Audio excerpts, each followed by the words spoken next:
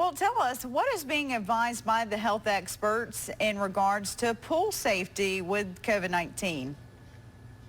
Jade, I looked at a lot of sources, including the CDC website, and the opening of public pools is not being discouraged, but it is highly encouraged that these pools, if they decide to open, follow very strict COVID-19 safety guidelines.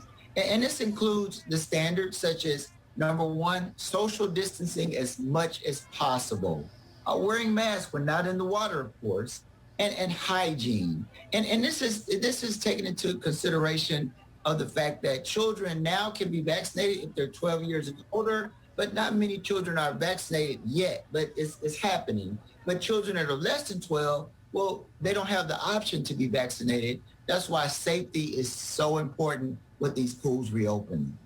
So what should the management do for the public swimming facilities to make sure there is the highest level of safety? Well, what's being recommended are very specific guidance for these pools to open and steps to follow to ensure the highest level of safety possible. Some of these suggestions include, number one, asking questions of the patrons, the little children and their parents to find out, have they been exposed to anyone with COVID-19 or do they have symptoms of COVID-19, and also checking the temperature. And if there's any suspicion, advise that they not come into the pool that day and seek medical evaluation to make sure that they're safe. And if they've been exposed, stay away from other people for the recommended period of time. But also different protocols such as hygiene, just cleaning areas very well, advising pools to enforce what's called swimmer ready. I remember when I used to go to the pool, you take a shower, put on our swim clothes at the pool, but they're advising these children to come with the swim trunks on and take a shower when they get home.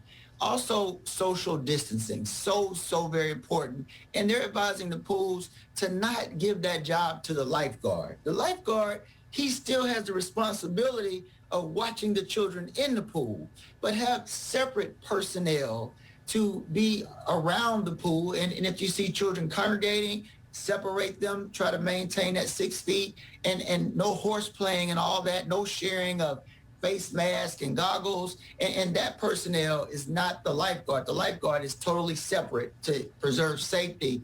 But also, if personnel need to be off, don't penalize them. I mean, understand we don't want the people that work at the pool to come to work sick because they don't want to lose their job, but have protocols in place like the city of Jackson. So if someone's sick, they'll be excused and they'll come back when they're well, to just ensure the highest level of safety. All right. Well, thank you, Dr. Quinn. And we also want to mention the city of Jackson is in need of lifeguards.